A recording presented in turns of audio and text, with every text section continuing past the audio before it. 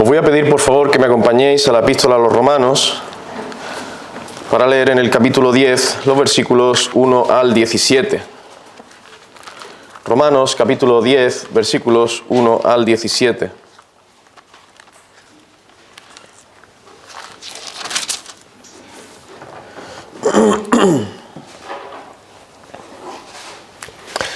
Dice la palabra del Señor, Romanos 10, 1 al 17.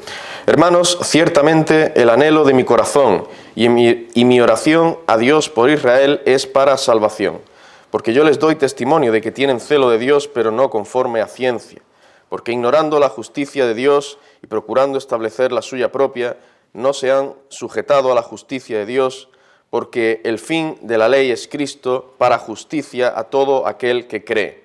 Porque la justicia que es por la ley, porque de la justicia que es por la ley, Moisés escribe así: el hombre que haga estas cosas vivirá por ellas.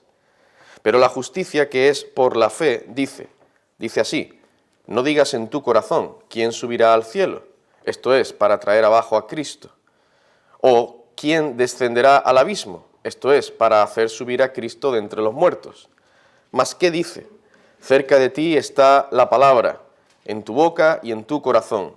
Esta es la palabra de fe que predicamos, que si confesares con tu boca que Jesús es el Señor y creyeres en tu corazón que Dios le levantó de los muertos, serás salvo. Porque con el corazón se cree para justicia, pero con la boca se confiesa para salvación. Pues la Escritura dice: todo aquel que en él creyere no será avergonzado, porque no hay diferencia entre judío y griego, pues el mismo que es Señor de todos es rico para con todos los que le invocan, porque todo aquel que invocare el nombre del Señor será salvo. ¿Cómo pues invocarán a aquel en el cual no han creído? ¿Y cómo creerán en aquel de quien no han oído? ¿Y cómo oirán sin haber quien les predique? ¿Y cómo predicarán si no fueren enviados? Como está escrito: cuán hermosos son los pies de los que anuncian la paz, de los que anuncian buenas nuevas. Mas no todos obedecieron al Evangelio.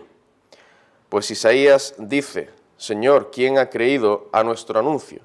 Así que la fe es por el oír, y el oír por la palabra de Dios. Vamos a orar un momento al Señor. Oh Padre Santo, te damos muchísimas gracias, alabamos tu precioso nombre y te damos las gracias, porque tú nos has dejado tu palabra que es viva y eficaz hasta nuestros días. Podemos leerla en nuestro idioma, meditar en ella. Gracias, Señor, por el alimento espiritual que tú traes a nuestros corazones. Oh Señor, no seamos rebeldes a tu palabra, sino tú nos des un corazón receptivo, humilde. Señor, habla a tu pueblo, habla a nuestras conciencias en esta mañana. Ten misericordia, oh Señor. Tú obres con poder en medio de nosotros. Oh Padre, te rogamos todo esto y te damos las gracias. Te suplicamos tú ayudes a quien ha de exponer tu palabra también. Por Cristo nuestro Salvador y Señor. Amén, Padre. Amén. Estamos viendo en esta pequeña serie algunas cosas relacionadas con la proclamación del Evangelio. No estamos siendo exhaustivos, podríamos decir, pero estamos viendo algunas cosas relacionadas con la proclamación del Evangelio. Vimos en el mensaje anterior, este es el segundo, en el primer mensaje vimos el mandato de proclamar el Evangelio. En segundo lugar, quiénes están designados a proclamar el Evangelio. Dios nos manda a proclamar, a anunciar, a llevar el Evangelio a los perdidos. ¿Y quiénes deben hacer esto? Sus hijos, los creyentes, todos nosotros. No solo el pastor o los pastores o los diáconos o los hombres, no, todos nosotros. Todos, todo verdadero creyente está designado por el Señor para proclamar el Evangelio. Y en tercer lugar, empezamos a ver cómo debemos proclamar el Evangelio. La palabra de Dios nos enseña que cada uno de nosotros debemos llevar el mensaje del Evangelio a los perdidos básicamente de dos formas, con nuestros labios y con nuestros hechos. Tal proclamación del Evangelio no consiste solo en hablar, también debemos ser un ejemplo de lo que hablamos. Bien, empezamos a ver dentro de este apartado que debemos proclamar ese Evangelio con nuestros labios, con nuestra boca. Y, en primer lugar, vimos que debemos hacer referencia a la existencia del único y verdadero Dios. ¿Cómo vamos a hablarle a alguien de un Salvador, del Señor Jesucristo, si esa persona no cree que exista un Dios? No cree que haya ningún creador, ni nada sobrenatural. La Biblia comienza diciendo, en el principio creó Dios. Hay un creador. Y tenemos que hacerle ver esto cuando hablamos con otras personas. Hacer referencia a la existencia del único y verdadero Dios, el Dios que se revela en las Santas Escrituras. Bien, continuamos viendo en esta mañana cómo debemos proclamar el mensaje del Evangelio con nuestros labios. En segundo lugar, debemos dejar clara la santidad, justicia, amor, bondad y misericordia de Dios. Santidad, justicia, amor, bondad y misericordia de Dios. No solo que Dios existe. No. ¿Cómo es ese Dios? Y estos atributos de Dios se nos revelan claramente en las Escrituras. Por ejemplo, acerca de la santidad de Dios, dice, hay muchos textos, por citar algunos. Dice en Isaías capítulo 6, versículos 1 al 3. En el año que murió el rey Uzías, vi yo al Señor sentado sobre un trono alto y sublime, y sus faldas llenaban el templo. Por encima de él había serafines, cada uno tenía 6 alas, con 2 cubrían sus rostros, con 2 cubrían sus pies, y con 2 volaban. Versículo 3. Y el uno al otro daba voces, diciendo, Santo, Santo, Santo, Jehová de los ejércitos, toda la tierra está llena de su gloria. No es que nosotros nos imaginamos que Dios es santo. No, lo dice claramente la Escritura. Job capítulo 15, versículos 14 y 15. ¿Qué cosa es el hombre para que sea limpio y para que se justifique el nacido de mujer? He aquí en sus santos no confía, y aun los cielos, y ni aun los cielos son limpios delante de sus ojos, delante de los ojos de Dios. Esto es para enfatizar la inmensa santidad de Dios. ¿Cuán distante está Dios de cualquiera de sus criaturas en santidad? Perfectamente santo, puro. Habacuc capítulo 1, versículo 13. Muy limpio eres de ojos para ver el mal, ni puedes ver el agravio. Pues los hombres, habrá personas que digan, pues Dios es malo, o Dios permite aquello, y Dios no es muy malo. Yo he escuchado a personas decir esto. ¿Nosotros qué respuesta? ¿Cómo debemos reaccionar? No. Dios es santo. Dios es muy limpio de ojos. Dios es perfectamente puro y santo. No puede ver el pecado. Dios es santo, pero también es justo y recto. Dice en Deuteronomio capítulo 32, versículo 4. Él es la roca cuya obra es perfecta, porque todos sus caminos son rectitud. Dios de verdad y sin ninguna iniquidad en él. Nuevamente, pues haciendo la referencia, aunque no lo dice aquí explícitamente, pero a la santidad de Dios. Ninguna iniquidad hay en Dios. Es justo y recto. Obra siempre con rectitud, con justicia. Bueno, no es que tengamos que citar todos estos textos cuando anunciemos el Evangelio a los demás, pero sí debemos tenerlos en cuenta y en algún momento hablarles a esas personas del carácter de Dios, de su santidad, de que Él no pasa por alto el pecado, de que Él es justo y castiga al pecador. Él es justo y castiga al pecador, no dará por inocente al culpable, dice en otro lugar de las Escrituras. Muchos piensan que al final, bueno, pues Dios pasará la mano, o Dios al final salvará a todo el mundo. No.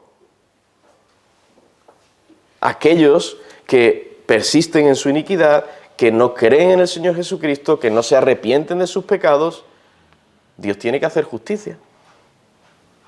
Dios tiene que hacer justicia y lo hará. Si el hombre llega a creer que sí, que existe un Dios, hay personas que dicen ser deístas, es decir, que creen que hay un creador, ¿no? Se llaman deístas, ¿no? Bueno, pues hay un Dios, hay un creador, pero no piensan que sea el Dios que se revela en la Biblia. Entonces, como digo, si alguien llega a convencerse de que existe un Dios, pero que su carácter es como el del hombre, como el de los hombres, un Dios que falla, un Dios que es infiel, un Dios que hace cosas malas, un Dios que pasa la mano por alto al pecado, entonces podrían pensar qué importancia, qué gravedad tiene si peco contra Él. ¿No? Así hay personas. Y yo he visto personas que defienden la existencia de Dios, de un creador. Pero después el conocimiento que tienen del carácter de Dios no es el Dios de la Biblia. Es un Dios que ellos se imaginan cómo es, pero no es el Dios de las Escrituras. Hermanos, tenemos que mostrarle a las personas que Dios no es como ellos piensan, que Él es perfectamente puro y santo. Solo de esa forma podrán ver si el Espíritu Santo obra en ellos, claro. Solo así podrán ver la gravedad, la fealdad de sus pecados, que han pecado contra un Dios santo, un Dios justo y recto. Que si las personas son pecadoras y han pecado, no es porque hayan infringido unas normas morales de la sociedad, no.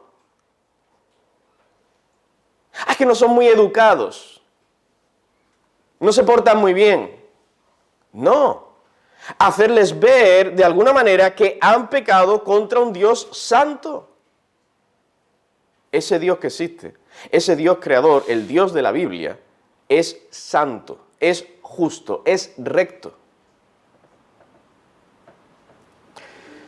Pero desde luego, no debemos quedarnos ahí.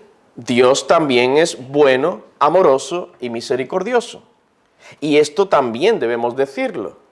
Dios mostró su amor para con los hombres, habiendo entregado al Mesías, para que Él sufriera el castigo que merecen los pecadores, y así estos puedan ser perdonados por medio de la fe en Jesucristo. ¿Quién es el Mesías? Cristo es el Mesías. Dios entregó a su Hijo para morir por pecadores, para que puedan ser salvos. Y Dios hizo esto en su amor, en su misericordia, en su bondad. Dice en Hechos capítulo 17, versículos 30 y 31, pero Dios, habiendo pasado por alto los tiempos de esta ignorancia, ahora manda a todos los hombres en todo lugar que se arrepientan, por cuanto ha establecido un día en el cual juzgará al mundo con justicia. Aquí está, la justicia de Dios. Pero sigue diciendo ya al final del versículo 31, y ahí es cuando hace referencia al Salvador, al Mesías, al Señor Jesucristo, diciendo, juzgará al mundo con justicia por aquel varón. Por aquel varón, a quien designó, dando fe a todos con haberle levantado de los muertos. Dando fe a los que el Señor ha escogido, para que crean en ese varón y sean salvos. Versículo muy conocido, Juan 3:16. Porque de tal manera amó Dios al mundo. El amor de Dios. Qué grandísimo amor. Que ha dado a su Hijo unigénito, para que todo aquel que en Él cree no se pierda. O sea, hay una perdición para los que no creen en Cristo, pero los que en Él creen no se perderán, mas tengan vida eterna. Vida eterna. El gran amor de Dios manifestado en Cristo. Primera de Juan, capítulo 4, versículo 8. El que no ama no ha conocido a Dios, porque Dios es amor. Dios no solo tiene amor, es que Él es amor. Él es amor.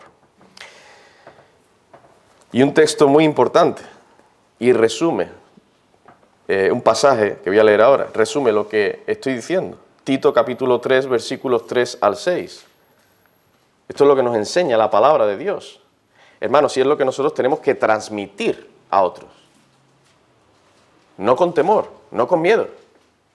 Ellos piensan de una forma de Dios y tienen su concepto acerca de Dios, nosotros tenemos el concepto bíblico acerca de Dios y hay que transmitirlo.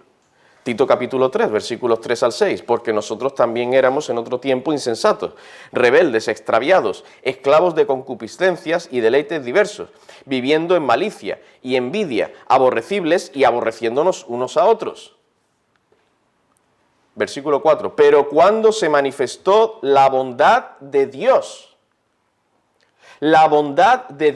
nuestro Salvador, y su amor para con los hombres, nos salvó. Bueno, ¿cómo no deberíamos dar gracias al Señor continuamente? Por su amor para con nosotros, por la salvación que nos ha dado en Cristo. Y esto, ¿cómo no debería llevarnos a clamar por almas perdidas, a testificar a otras personas?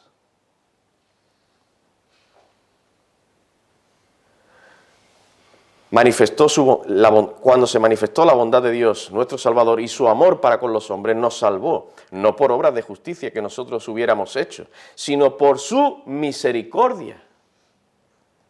Nosotros, miserables pecadores, Él tuvo misericordia de nosotros, por el lavamiento de la regeneración y por la renovación en el Espíritu Santo. Y el versículo 6 dice, el cual derramó en nosotros, el Espíritu Santo, abundantemente, por Jesucristo, nuestro Salvador. Dios es bueno. No, Dios no es malo, Dios es bueno. Dios es misericordioso. Dios es un Dios de amor. ¿Cómo ha manifestado esto? Por Jesucristo. Enviando a su Hijo, al Señor Jesucristo, para salvarnos. Debemos mostrarle a los incrédulos que Dios existe y que solo hay un único Dios verdadero, el que se revela en las Santas Escrituras, y que este Dios no es cualquiera, no es como cualquier hombre. Él es, entre otras cosas, santo, justo, recto, bueno, amoroso y misericordioso. Pero Dios no solo ha revelado en la Biblia su carácter, sus atributos, también Él ha dado unos mandamientos que el hombre debe obedecer. Por eso, en tercer lugar, también debemos señalar las demandas de la ley de Dios. Sí, hablar de la ley de Dios. Pero decir esto mientras predicamos, proclamamos el Evangelio. Sí. Fijaos el caso del joven rico, cómo le habló el Señor Jesucristo.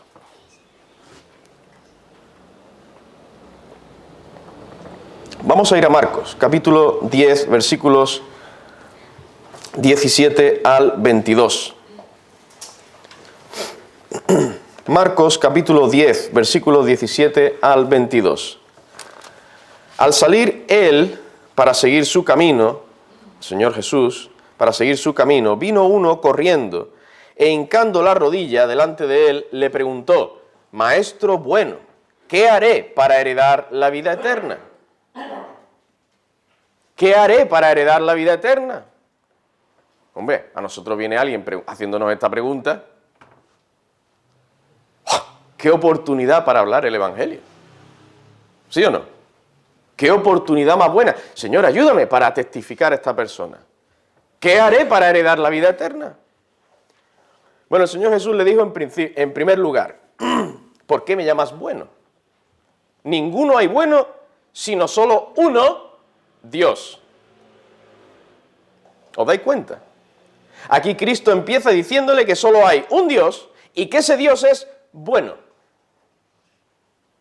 ¿Os fijáis? Pero mirad lo que el Señor le sigue diciendo a ese joven. Ninguno hay bueno, sino solo uno Dios. Y sigue diciendo, los mandamientos sabes. Los mandamientos sabes. No adulteres, no mates, no hurtes, no digas falso testimonio, no defraudes, honra a tu padre y a tu madre. Él entonces, respondiendo, le dijo, Maestro, todo esto lo he guardado desde mi juventud. Entonces Jesús, mirándole, le amó. Aquí está el amor de Dios. Le amó y le dijo, una cosa te falta. Anda, vende todo lo que tienes. No le había citado el 10º mandamiento, no codiciarás. Pero se lo muestra aquí. Una cosa te falta. Anda, vende todo lo que tienes y dalo a los pobres y tendrás tesoro en el cielo. Y ven, sígueme tomando tu cruz. Pero él, afligido por esta palabra, se fue triste porque tenía muchas posesiones. Y el Señor Jesús fue corriendo detrás de este hombre. Espera, ¿dónde vas? Perdona, que es que me ha faltado decirte alguna cosa. ¿Fue esto lo que hizo el Señor? No, ¿verdad? Este es el mensaje del Evangelio. Este es el mensaje del Evangelio. ¿No te gusta? ¿Te choca? ¿Te confronta? ¿Te vas? Pues es una pena. Tendremos que orar por esa persona. Cristo no le dijo a este hombre explícitamente que creyera en él, o que él mismo era el Mesías, o que si bebía del agua que él da, entonces tendría vida eterna, como hizo con la mujer samaritana. En esta ocasión, con el joven rico, solo le mostró las demandas de la ley. ¿Por qué hizo eso el Señor? Porque ese hombre, antes de poder humillarse a los pies de Cristo, tenía que ver sus pecados, reconocer su maldad. Y solo el Espíritu Santo, haciendo uso de su santa ley divina, solo el Espíritu Santo podía hacer que sus pecados, los de ese hombre, le fueran revelados. Por eso es importante que al hablar del Evangelio, hermanos, también señalemos las demandas de la ley. Queridos hermanos, lo hemos dicho muchas veces desde este púlpito. ¿Cómo una persona puede ir a Cristo? Pregunto, ¿cómo una persona puede ir a Cristo en fe y arrepentimiento si piensa que no tiene nada de qué arrepentirse? Pregunto. ¿Cómo alguien va a ver su necesidad de un Salvador si piensa que no ha hecho nada malo? Si piensa que no ha transgredido ninguna ley divina. No lo hará.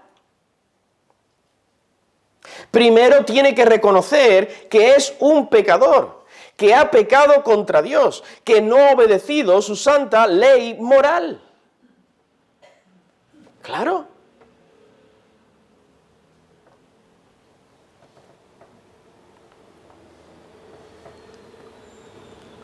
Por cierto, el Señor Jesucristo, con este joven rico, le dijo, déjalo todo.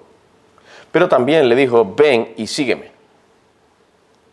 Sígueme, tomando tu cruz.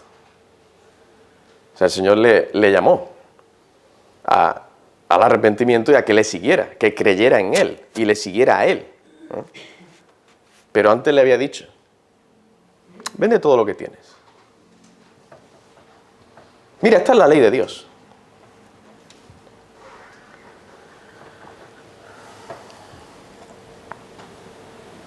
¿Cómo alguien va a venir arrepentido, de verdad, a los pies de Cristo, si no conoce que ha pecado contra Dios? Si no conoce las demandas de Dios.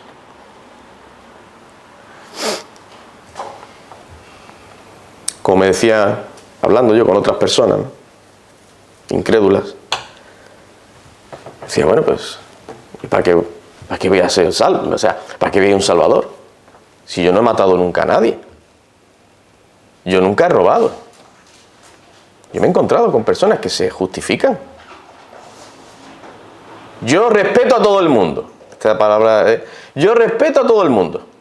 Y me porto muy bien. Y yo tuve que decirle a esa persona, bueno, ¿tú nunca has mentido?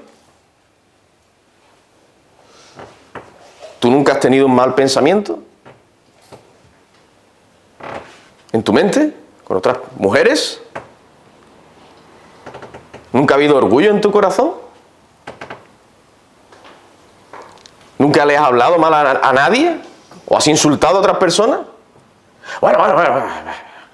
Y ya salta. Nadie es perfecto, ¿no? Hermanos, tenemos que... No es que le vayamos a citar los 10 mandamientos a todo el mundo, pero presentarle de alguna manera las demandas de la ley moral de Dios, claro. Mirad qué dice en Romanos capítulo 7, versículos 7 y 8. ¿Qué diremos pues? ¿La ley es pecado? En ninguna manera. Pero yo no conocí el pecado sino por la ley. Porque tampoco conociera la codicia si la ley no dijera no codiciarás. Mas el pecado, tomando ocasión por el mandamiento, produjo en mí toda codicia. Porque sin la ley el pecado está muerto. ¿Cómo va a saber una persona si es codiciosa o no si no conoce la ley de Dios? Si no sabe que Dios dice, no codiciará, que codiciar está mal, que está mal. Personas que codician y quieren, y venga, y yo esto para mí, y quiero lo de aquel y lo del otro. Y muchos piensan, bueno, pues eso. No, que eso es pecado, que está mal, que es pecado contra Dios. Dios dice, no codiciarás. Gálatas capítulo 3, versículo 24, también un texto conocido por nosotros, hermanos. De manera que la ley ha sido nuestro ayo. Literalmente ayo aquí significa conductor, tutor de niños, que lleva a los niños, los cuida. Dice, ha sido nuestro ayo para llevarnos a Cristo a fin de que fuésemos justificados por la fe. No somos justificados por la ley, porque dice aquí justificados por la fe, lo dice claramente. No somos justificados por la ley, nadie puede ser salvo por obras, pero es necesario que señalemos las demandas de la ley de Dios para que el hombre sepa por qué se le llama pecador. ¿Por qué le decimos que ha pecado? Es precisamente porque ha transgredido esa ley divina. No es un pecador porque lo diga un hombre o la Iglesia Católica Romana o porque no obedezca las leyes civiles. No. Principal y básicamente porque ha transgredido la ley de Dios. La santa ley moral de Dios, por la iluminación interna del Espíritu Santo, le muestra a una persona sus pecados y entonces dicha persona reconocerá su transgresión y confiará en Cristo para que le perdone esas transgresiones, esos pecados. Es en este sentido que Pablo dice en Gálatas 3:24 que la ley fue nuestro ayo, porque nos llevó a ver nuestro pecado para que así acudiésemos a Cristo, al Salvador. La ley nos mostró nuestro pecado. ¿Para qué? Para ir a Cristo, para ir al único Salvador, porque no podemos cumplir la ley de Dios a la perfección. Ningún hombre puede hacer esto, ningún ser humano. Necesitamos un Salvador. El Señor Jesucristo, que sí cumplió la ley a la perfección en nuestro lugar. Hermanos, esto tenemos que hacérselo ver de alguna manera a los incrédulos. Nosotros no podemos cambiar sus corazones, pero sí podemos hablarles de las demandas de la ley de Dios. Y esto nos lleva al siguiente punto. Debemos, con amor y mansedumbre, mostrar la situación de muerte espiritual en la que se encuentra todo ser humano desde que nace. Esto ya es más complicado. Aquí ya vamos entrando más adentro, al corazón.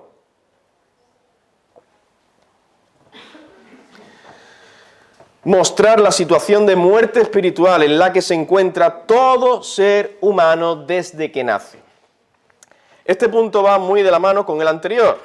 No basta con que presentemos las demandas de la ley. Debemos dejar claro que nadie puede cumplir a la perfección todas las demandas de la ley. Por tanto, todos nos encontramos desde que nacemos bajo pecado. Todos nosotros, desde que nacemos. Porque claro, nosotros imaginaos, vamos a hablar con alguien, no, pues eso no lo quiere el Señor, Dios dice que debemos no codiciar, que no debemos mentir, que no debemos robar, y ahora la persona dice, ok, sin problema, venga, voy a ponerme manos a la obra, voy a empezar, ¿cuántos mandamientos me ha dicho que hay? ¿10? Venga, pues vamos a empezar a obedecer esos mandamientos. Espera un momento. Todos somos pecadores. Y desde que nacemos, estamos bajo pecado y no podemos, por nosotros mismos, en nuestras propias fuerzas, obedecer toda la ley de Dios a la perfección. No podemos. Por causa de nuestro pecado. Hermanos, tenemos que intentar hacerle ver al hombre su pecado. Que él es un pecador y que no puede cumplir toda la ley de Dios a la perfección. Esto fue lo que hizo el Señor Jesucristo con el joven rico, como hemos visto antes, y fue lo que hizo también con la mujer samaritana. Y vamos a leer algunos versículos en Juan capítulo 4, no entero, algunos versículos. Dice en los versículos 13 al 15, respondió Jesús y le dijo, cualquiera que bebiere de esta agua volverá a tener sed. Mas el que bebiere del agua que yo le daré no tendrá sed jamás, sino que el agua que yo le daré será en él una fuente de agua que salte para vida eterna. Y la mujer le dijo, Señor, dame esa agua para que no tenga yo sed, ni venga aquí a sacarla. A la mujer quería ese agua, la que el Señor le estaba ofreciendo. Aunque no sabía que Jesús se refería a un agua no material. El Señor quería mostrarle a esta mujer que antes de beber ese agua espiritual que solo Cristo ofrece, ella debía sentir sed, una sed espiritual. El Señor a continuación pretende hacerle ver su pecado primero hacerle ver su pecado, que ella es una pecadora. Por eso le dice el versículo 16, ve, llama a tu marido y ven acá. No creo que el Señor tuviera mucho interés en conocer a su marido. Podría ser que sí. Pero la motivación era otra. Ve, llama a tu marido y ven acá. Sigue diciendo, versículos 17 y 18, respondió la mujer y dijo, no tengo marido. Jesús le dijo, bien has dicho, no tengo marido, porque 5 maridos has tenido y el que ahora tienes no es tu marido. Esto has dicho con verdad. ¿Os dais cuenta, hermanos? El Señor habló con claridad. El que ahora tienes no es tu marido. Eso no está bien, lo que tú estás haciendo. Has tenido 5 y ahora estás con uno y no estás casada con él.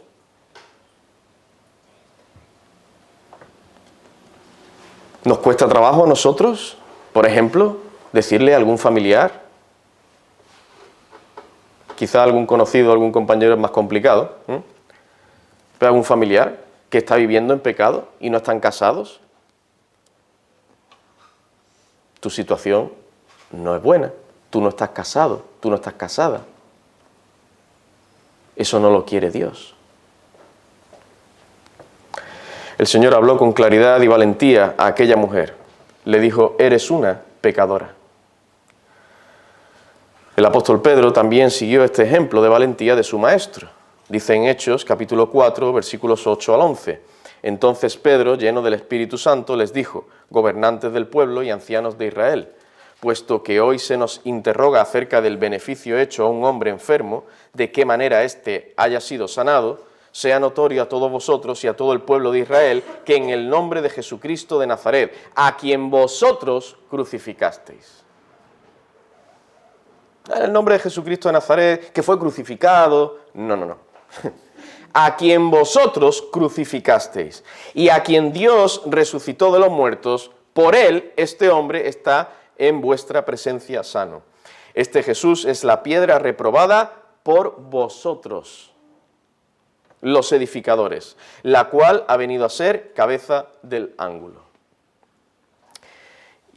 Antes, en el capítulo 2, versículos 36 y 37, en el discurso el sermón que dio Pedro, dice: sepa pues ciertísimamente toda la casa de Israel, que a este Jesús, a quien vosotros crucificasteis, otra vez lo dice, a quien vosotros crucificasteis, que dijisteis que muera Jesús. A quien vosotros crucificasteis, Dios le ha hecho Señor y Cristo. Al oír esto se compungieron de corazón y dijeron a Pedro y a los apóstoles: varones hermanos, ¿qué haremos? ¿Qué haremos? Sí, ellos se compungieron. Gloria al Señor. Pero Pedro les dijo con claridad que ellos eran unos pecadores, que habían hecho mal, claro. Vosotros le crucificasteis. Hermanos, tenemos que ser claros y honestos cuando proclamamos el Evangelio a los incrédulos. Debemos mostrar la situación de muerte espiritual en la que se encuentra todo ser humano desde que nace, que está muerto en sus delitos y pecados. Pero no solo esto, también en quinto lugar debemos mostrarles cuál es el destino eterno del incrédulo y del creyente.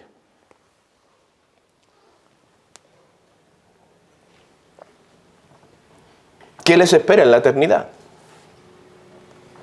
Que la existencia del ser humano no se limita solo a esta tierra, ¿no? ¿Cuál es el destino eterno que les espera? Dice en Lucas capítulo 13, versículos 1 al 5. En este mismo tiempo estaban allí algunos que le contaban acerca de los galileos, cuya sangre Pilato había mezclado con los sacrificios de ellos. Respondiendo Jesús les dijo: ¿pensáis que estos galileos, porque padecieron tales cosas, eran más pecadores que todos los galileos? Os digo, antes, si no os arrepentís, todos pereceréis igualmente. Bueno, no se estaba refiriendo a la muerte física, porque morir físicamente vamos a morir todos. Si el Señor no viene antes, moriremos todos. Pequemos o no pequemos. Si no os arrepentís, todos seréis condenados, pereceréis igualmente. O aquellos 18 sobre los cuales cayó la torre en Siloé y los mató, ¿pensáis que eran más culpables que todos los hombres que habitan en Jerusalén? Os digo, no, antes si no os arrepentís, todos pereceréis igualmente. El destino eterno del incrédulo que persiste en su pecado hasta el día de su muerte es el infierno, la condenación eterna. Y esto debemos también decirlo explícitamente. Sí, no tener miedo, según la ocasión. Vemos el contexto, estamos hablando con una persona y el Señor nos presenta la ocasión. Mira, esto es lo que te espera. Este es el destino que te espera. Si tú no te humillas, si tú no reconoces tus pecados, si tú no crees en el Señor Jesucristo,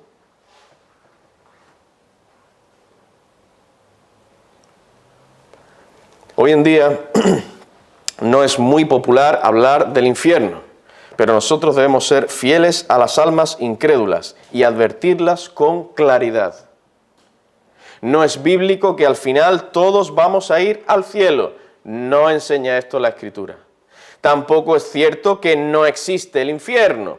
Solo hay cielo y los que no van al cielo son aniquilados, pero no hay infierno.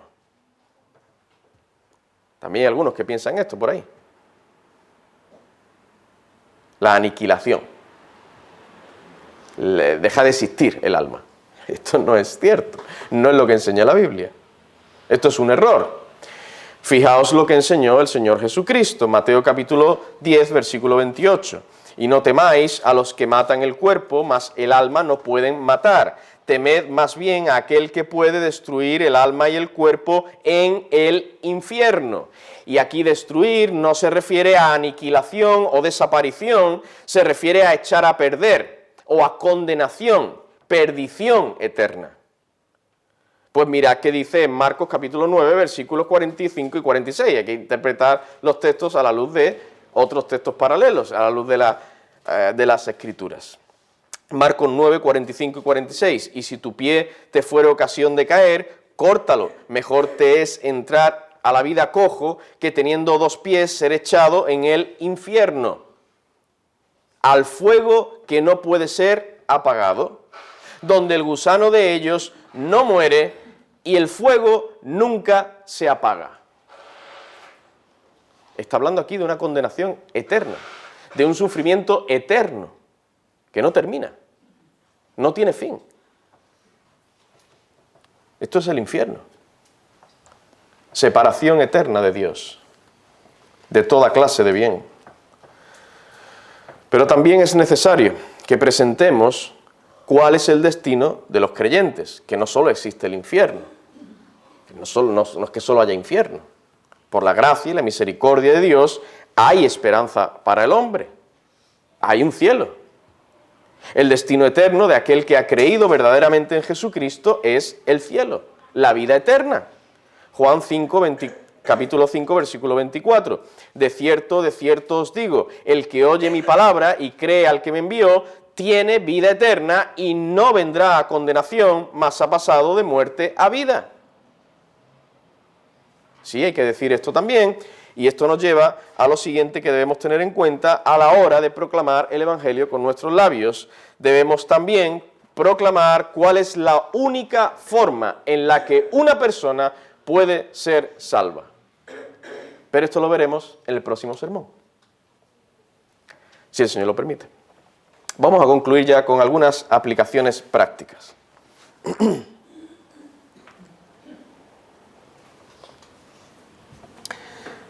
Primera aplicación. Hermanos, no nos dejemos engañar por las ideas y filosofías de este mundo. No nos dejemos engañar por las ideas y filosofías antibíblicas de este mundo. El hombre no nace bueno. No hay en nosotros, por nosotros mismos, ningún potencial de bondad. Esto no es así. Esto no es lo que enseña la Escritura, tampoco es lo que vemos en la realidad, en la práctica. No hay ni uno bueno, ni siquiera uno que haga lo bueno. Todo bien procede de Dios. Todo bien procede del Señor. Hermanos, no nos dejemos engañar, estemos firmes en lo que hemos visto. Hemos citado textos de la Escritura en este sermón, que es lo que Dios enseña en su palabra. Tenemos que estar firmes en ello.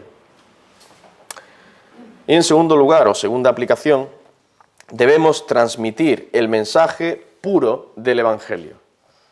Y esto incluye, queridos hermanos, hablar de la ley de Dios, hablar de la condición perdida en la que se encuentran los pecadores. Sí. Sí, también debemos hablar del Salvador, del Señor Jesucristo, claro que sí. Esto es lo más importante. Lo vamos a ver en el siguiente sermón.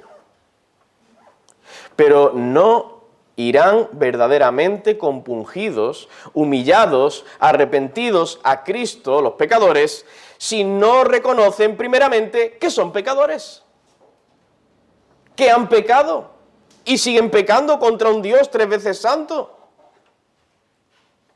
No lo van a hacer, no van a ir a Dios, no van a ir a Cristo, si no reconocen tal cosa. Sí, nosotros sabemos que es el Espíritu Santo quien quita el corazón de piedra y pone un corazón de carne y les hace ver esto, su condición espiritual. Pero Dios usa medios, hermanos, y Dios usa a sus hijos para llevar el Evangelio, para llevar su palabra a otras personas.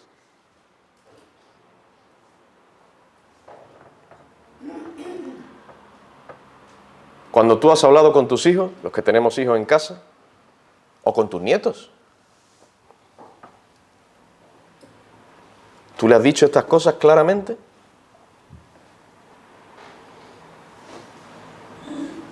Claramente. No es para traer miedo en ellos, no, es para el bien de sus almas. Es para el bien de sus almas.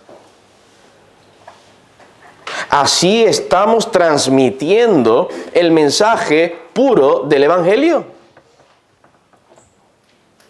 Y claro, en algún momento tenemos que mostrarles y decirles, hay esperanza, no todo está perdido. Dios demanda esto de su ley, no puedes cumplir la ley de Dios a la perfección. Has pecado contra un Dios santo, justo, bueno, misericordioso. Eres un pecador. Si sigues en esa condición, vas a ir al infierno. Muchas cosas duras, ¿verdad? Pero hay que decirlo. Y no quedarnos ahí, claro está. Hay que mostrarles el camino de salvación. Que hay esperanza de salvación para el pecador. Y esa esperanza es el Señor Jesucristo. Esa es la única forma, el único camino para que el ser humano pueda ser salvo. Ya me estoy adelantando un poco a lo que vamos a ver en el siguiente mensaje, si el Señor lo permite. Vamos a concluir en oración.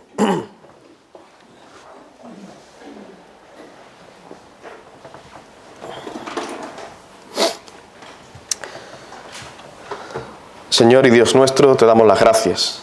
Gracias, Señor, que tú nos revelas esto en tu palabra claramente, estas verdades. Oh Señor, Padre eterno, que no queden solo en nuestras mentes. El conocimiento por sí solo envanece. Oh Señor, líbranos de tal cosa. Danos un corazón sensible, un corazón entregado para ti, un corazón que ame, que se preocupe por los perdidos. Señor, ten misericordia de tantas almas en esta ciudad de Málaga, de nuestros familiares que no te conocen. Ten misericordia, oh Dios, salva, oh Dios, salva a otras personas. Señor, úsanos a nosotros como instrumentos tuyos, que no estemos tranquilos, reposados. Pon un mayor peso, una mayor carga en nosotros por almas perdidas. Danos de nuevo valentía, sabiduría para hablar con otras personas, oh Señor. El mundo da sus ideas, sus opiniones, sus creencias. Ayúdanos, Señor, a nosotros a no tener temor y a hablar con claridad del Dios único y verdadero, el Dios en quien hemos creído, nuestro Salvador. Obra así en medio de tu pueblo, Señor. Ten misericordia. Obra por amor a tu nombre, para el avance de tu reino. Por Cristo Jesús te lo suplicamos. Amén, Señor.